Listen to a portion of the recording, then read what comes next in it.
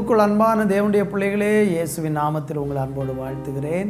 நம்ம எல்லாரும் சேர்ந்து நம்முடைய ஆண்டவராகிய தேவனை துதித்து ஸ்தோத்திரம் பண்ணி அவரை ஆராதிப்போம்.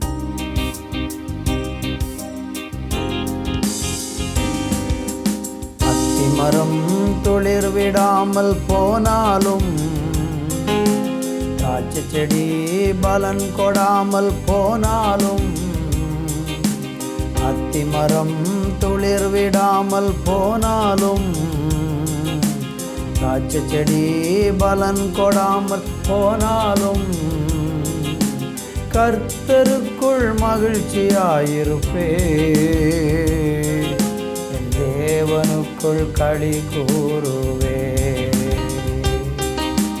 கர்த்தருக்குள் மகிழ்ச்சியாயிருப்பே,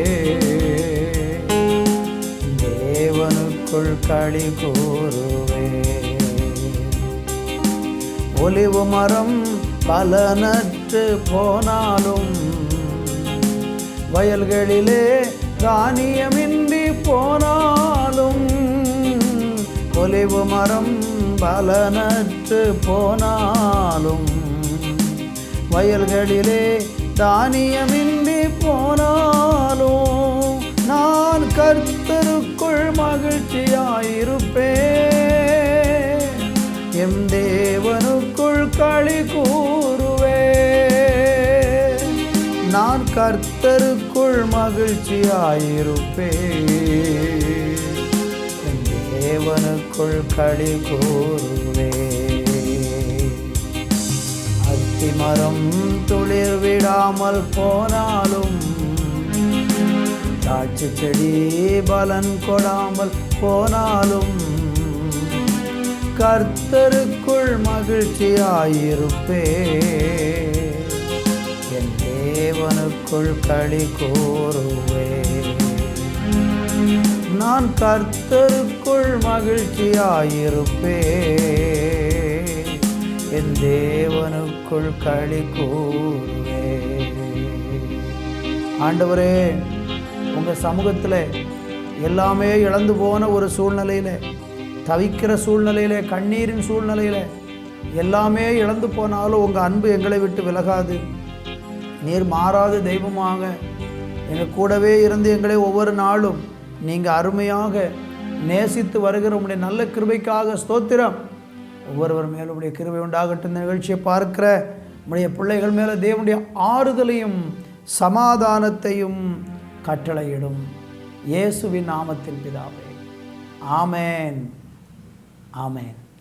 அன்பு தேவ பிள்ளைகளே, இன்றைக்கு நம்ம தியானிப்பதற்காக ஆபக்குக் தீர்க்க தரிசன புஸ்தகம் 3ஆம் அதிகாரம் அதனுடைய 19வது வசனம்.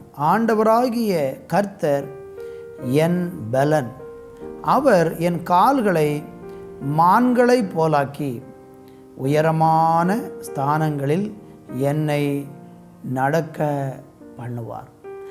அன்பு தேவ பிள்ளைகளை, வேதம் சொல்கிறது ஆண்டவர் நம்முடைய பலனாக இருக்கிறார்.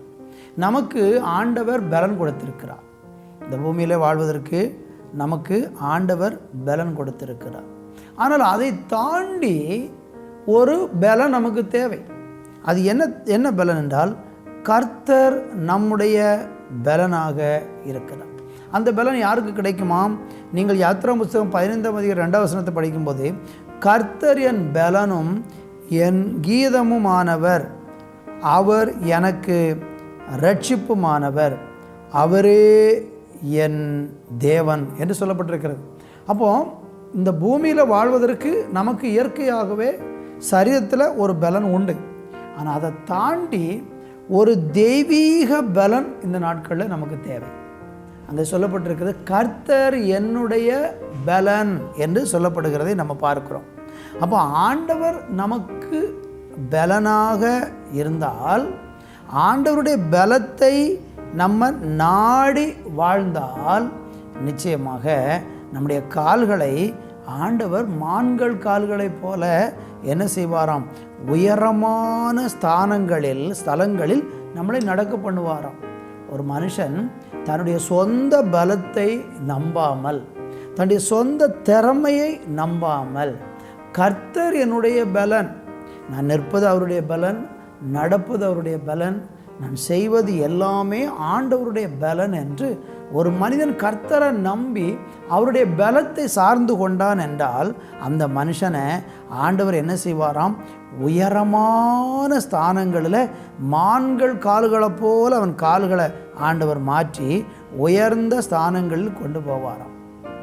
நீங்கள் வேத புஸ்தகத்தில் உபாகமம் 32:13 படித்து பார்த்தீங்கன்னா, பூமியில் உள்ள உயர்ந்த ஸ்தானங்களின் மேல் அவனை ஏறி வர பண்ணினார், வயலில் விளையும் பலனையும் அவனுக்கு புசிக்க கொடுப்பார், கண்மலையில் உள்ள தேனையும் கற்பாறையிலிருந்து வடியும் எண்ணெயையும் உண்ணும்படி செய்வார்.